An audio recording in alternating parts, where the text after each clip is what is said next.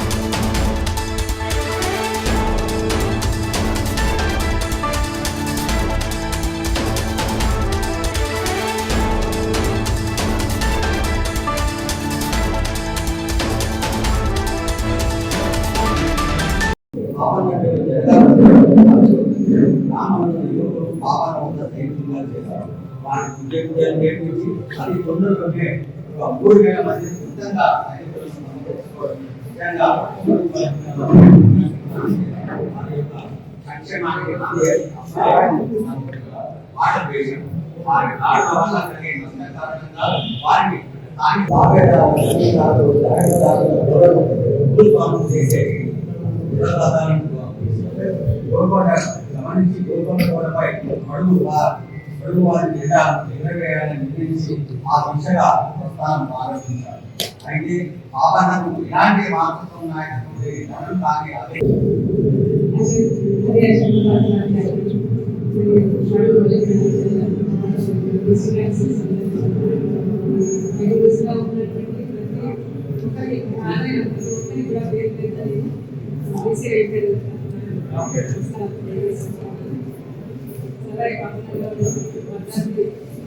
జయంతి August 19లో ఉన్నది. వర్ధంతి ఘనంగా జరుపుకున్నామంటే జయంతి ఇంకా ఘనంగా జరుపుకోవాలని జరుపుకుంటామని మీ అందరి సహకారంతో జరుపుకుంటామని కూడా ఇదే సమయానికి ముందే అది జయంతి కూడా ఉన్నది. మీ అందరి సహకారంతో కూడా ఈ కార్యక్రమం చేయాలని ఈరోజు వచ్చిన ప్రతి ఒక్కరికి కూడా పేరు పేరున ధన్యవాదాలు తెలియజేసుకుంటాం. సర్వే పాపన్న గౌడ్ వర్ధంతి సందర్భంగా కార్యక్రమానికి ముఖ్య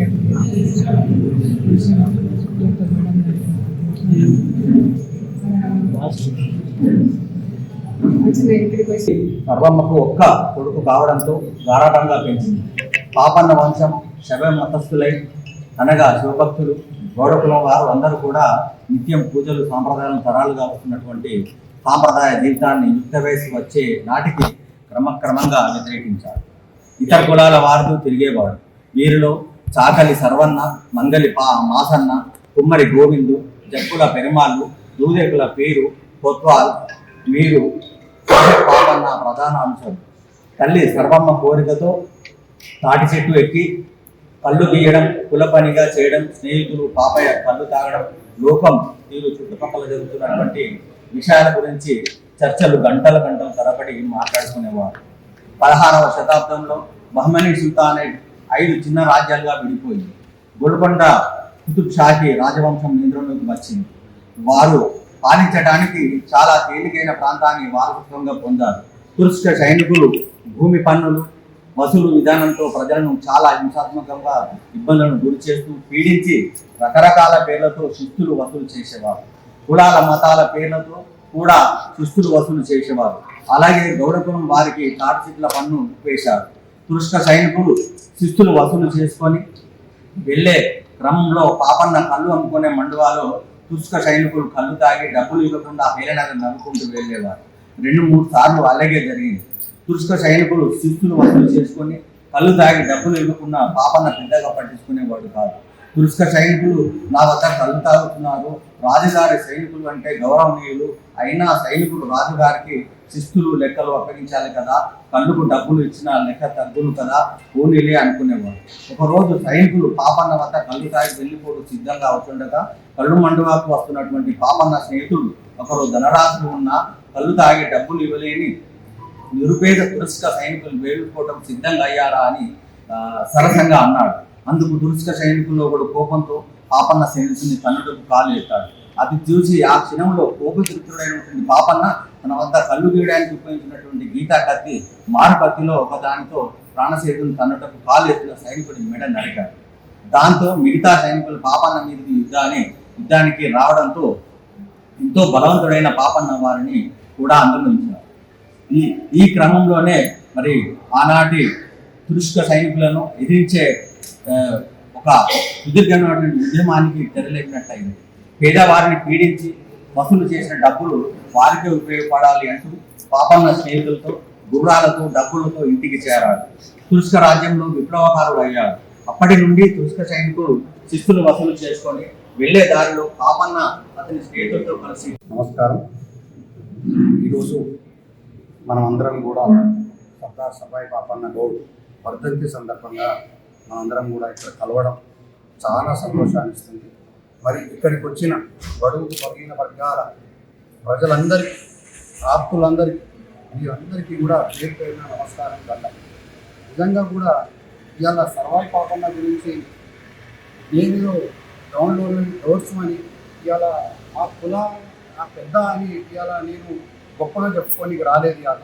ఇవాళ నా మాటల కంటే ఎక్కువ ఇంతకుముందు మాట్లాడిన శంకరన్న కావచ్చు, ప్రభాకర్ అన్న కావచ్చు, వేరే వాళ్ళు ఎవరైనా కూడా వాళ్ళందరూ మాట్లాడుతుంటే ఇవాళ సర్వాయి పాపన్న అనే వ్యక్తి ఇంతమంది బడుగు బలహీన వర్గాల ఆదరణ పొంది ఇవాళ ఏ రకంగా రాజు అయిందనేది నిజంగా మా అందరికీ కూడా ఒక కనువిప్పు లాగా కనిపిస్తుంది. ఇవాళ రావడంతోనే మేడం గారు అన్నారు, ఇవాళ సర్వాయి పాపన్న గారి బడుగు బలహీన వర్గాలందరూ కూడా మేమెందుకు పాల్గొనకూడదు, మేము కూడా తనని ఫాలో అయిపోయినాము, తను మాకు కూడా ఒక గొప్ప వ్యక్తిగా మేము కూడా ఆయనని ఆదర్శప్రాయంగా తీసుకుంటున్నాం కాబట్టి మేము కూడా అందరం కూడా రావాలనుకుంటున్నాము, ఈ ప్రోగ్రాంలో పాల్గొనాలనుకుంటున్నాము అన్నప్పుడు నిజంగా కూడా ఒళ్ళంతా పులకరించింది, గర్వించదగింది. నిజంగా కూడా ఇవాళ మనం వీరు మాట్లాడినప్పుడు వీరు ఆ చరిత్ర గురించి మాట్లాడినప్పుడు మనం ఏదైతే గూస్ బంప్స్ వస్తాయంటారో అట్లాంటి గూస్ బంప్స్ వస్తున్నాయి. అరే నిజంగా కూడా ఆ రోజులలోనే అడుగు బలహీన వర్గాలు అందరినీ ఒక్క దాటిపైకి తీసుకొచ్చి మనం ఎందుకు రాజ్యాధికారం కావద్దు, మనం ఎందుకు రాజ్య పరిపాలన చేయకూడదు అనే ఉద్దేశంతో ఆ రోజులలోనే ఆయన అంత పెద్ద ఘనకీర్తి సంపాదించుకున్నాడంటే నిజంగా గొప్ప విషయం. మరి నిజంగా మనం ఆయనని నిజంగా కూడా స్ఫూర్తి తీసుకోవాల్సిన విషయం చాలా ఉన్నది. మరి అట్లాగే ఆయన కులాన్ని ఎంబడబెట్టుకొని ముందుకు పోలేదు, రాజు కాలేదు. ఇవాళ అన్నట్టుగా మన శంకరన్న అన్నట్టుగా చాకలి, కొమ్మరి, దూదేకులు, మైనారిటీస్, ముస్లిమ్స్ అందరినీ కూడా తన సైన్యంలో తన బంధువులుగా భావించినప్పుడే ఆయన ఒక పెద్ద సైన్యాన్ని ఏర్పరచుకున్నాడు. ఆ సైన్యంతోనే ఆయన అంత ఆఖరికి వచ్చి ఒక గోల్కొండ కిలని కొట్టగలిగిన శక్తి సంపాదించుకున్నాడు. అంటే నిజంగా కూడా మనకందరికీ కూడా ఒక ఆదర్శం ఇవ్వాలి. ఇవాళ అదే ఆదర్శంతో ఇవాళ తెలంగాణ రాష్ట్ర ప్రభుత్వం నిజంగా కూడా ఒక 42% రిజర్వేషన్ నిజంగా కూడా అందరికీ ఇవ్వాలి అని చెప్పేసి కొట్లాడుతున్నది. ఇవాళ అసెంబ్లీలో తీర్మానం చేసింది. ఈ తీర్మానం చేసిన దీన్ని ఇవాళ సెంట్రల్ గవర్నమెంట్ దగ్గర, అక్కడ జంతర్ మంతర్ దగ్గర కూడా ఇవాళ సీఎం రేవంత్ రెడ్డి గారు కూడా పోయి వాళ్ళందరూ కూడా అక్కడ జాజుల శ్రీనివాస్ గారు వీళ్ళందరూ కూడా అక్కడ పెద్ద ప్రోగ్రామ్ చేసి 42% రిజర్వేషన్ మాకు ఎందుకు కల్పించారు, మేమందరం హక్కుదారులు ఉన్నాం, ఇందులో ఎస్సీలు, ఎస్టీలు, మైనారిటీలు అందరం ఉన్నాం కాబట్టి మాకు అందరికీ అవకాశం ఇవ్వాలి, మేము ఎంతో మాకంత అన్న విధానానికి మేము కట్టుబడి ఉన్నామని చెప్పేసి కాంగ్రెస్ ప్రభుత్వం ఇవాళ నిజంగా అసెంబ్లీలో తీర్మానం చేయడం అనేది ఒక గొప్ప చారిత్రాత్మక నిర్ణయం. అది కొందరికి నచ్చొచ్చు, కొందరు నచ్చకపోవచ్చు, కానీ ఇది నిజం. ఎందుకనంటే ఆ నిజానికి ఇదే మన సర్వాయి పాపన్న ఆ రోజే ఆయన మేమెంత మాకంత అన్న విధంగా మేమెందుకు రాజ్య పరిపాలన చేయకూడదు, మేమెందుకు రాజులుగా మేము కాకూడదు అన్న ఉద్దేశంతో ఇవాళ మనం ఆయనని తీసుకొని ఇవాళ మన రేవంత్ రెడ్డి గారు కూడా అక్కడ ఢిల్లీలో ఇవాళ పోరాటం చేస్తున్నారు. నిజంగా మనందరం కూడా గర్వించదగ్గ విషయం. మరి అన్ని కులాలు ఏవి మతాలు ఏవైనా కూడా మన రిజర్వేషన్ మనకు కావాలి, మనం ఎంతో మనకెంతో అంతే కంపల్సరీ మనకు ఉండాల్సిన విషయం. మరి రానున్న రోజులలో చాలా ఎలక్షన్స్ ఉన్నాయి, సర్పంచ్, ఎంపీటీసీ, జెడ్పీటీసీ.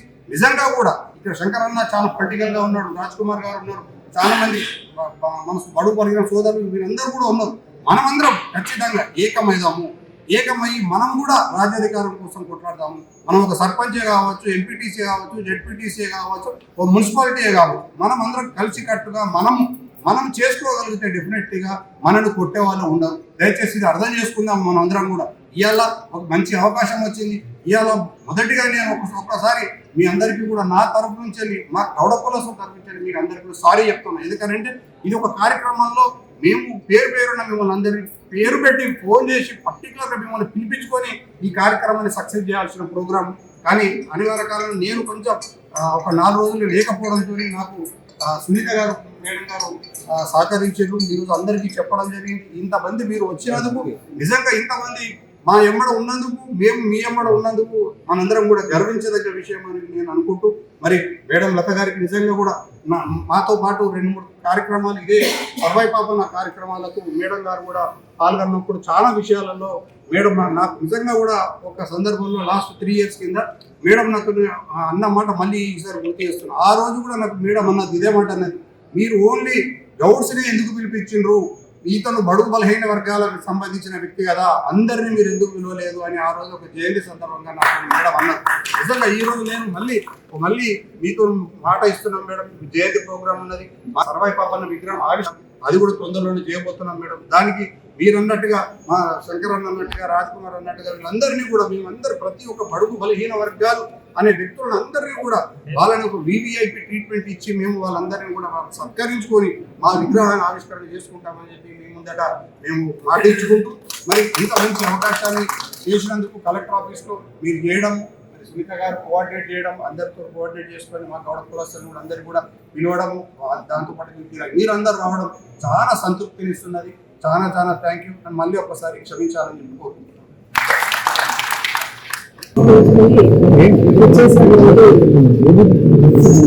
అన్ని కూడా సంఘాల పురుషులకి, మరియు అన్ని వర్గాల వారికి మీరు చూసినట్లయితే ఇక్కడ ప్రతి ఒక్క వర్గం నుంచి ఉన్నారు. హిందూస్ ఉన్నారు, ముస్లిమ్స్ ఉన్నారు, ఇతర కులస్తులు ఉన్నారు, మతస్థులు ఉన్నారు. సో ఇది చాలా మంచి కార్యక్రమం అని నేను భావిస్తున్నాను. రాష్ట్ర ప్రభుత్వం ఇట్లా ప్రతి ఒక్క గొప్ప వ్యక్తుల చరిత్రను గుర్తు చేసుకోవడానికి ఈ యొక్క కార్యక్రమాన్ని చేయమని చెప్తున్నారు.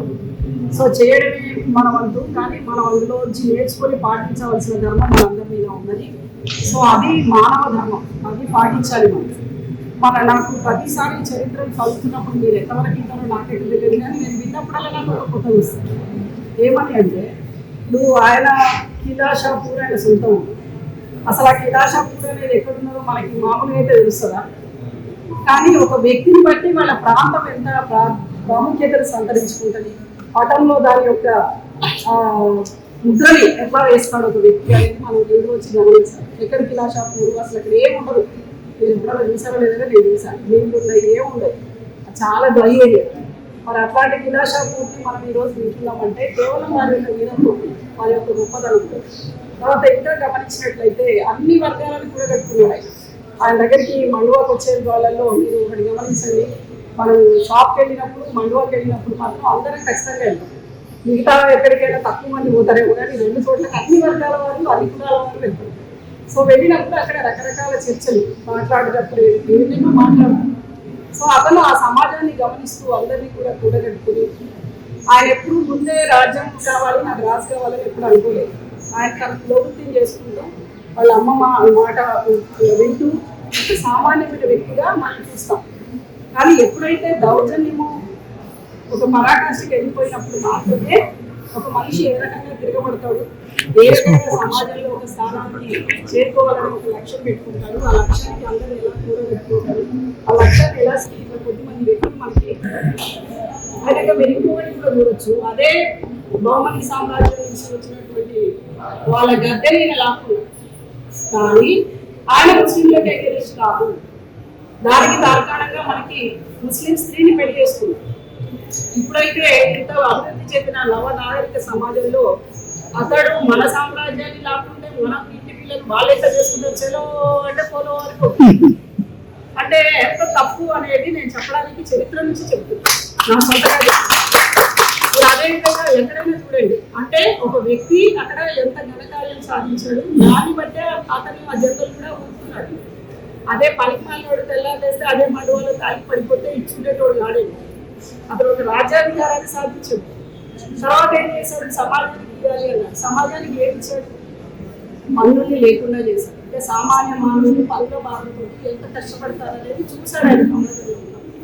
సో మళ్ళీ ఎన్ని లేదు రాజకీయ నడవాలంటే ఇవన్నీ ఉండాల్సిందే అని అందరిలాగా అనుకోలేదు. అట్లా అనుకుంటే సర్వై బాబునే కాదు. సో అతను ఏం చేశాడు? మళ్ళీ సమాజంలో పనుల భారాన్ని తగ్గించాడు, తీసేశాడు. దానికి ఆల్టర్నేట్ ఏం చేశాడు? మరి రాజు పనులు లేకపోతే, డబ్బులు లేకపోతే, ఖజానా కొట్టిపోతే రాజ్యం నడవదు. దానికి ఆల్టర్నేట్గా ఏం చేశాడు?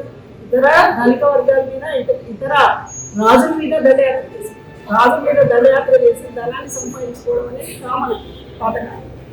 సో ఖజానాలోంచి డబ్బులు ఎత్తుకుపోయినట్టు అమ్మాయిని కూడా ఎందుకు ఎత్తుకుపోయారంటే అది కూడా బానిస లక్షణం.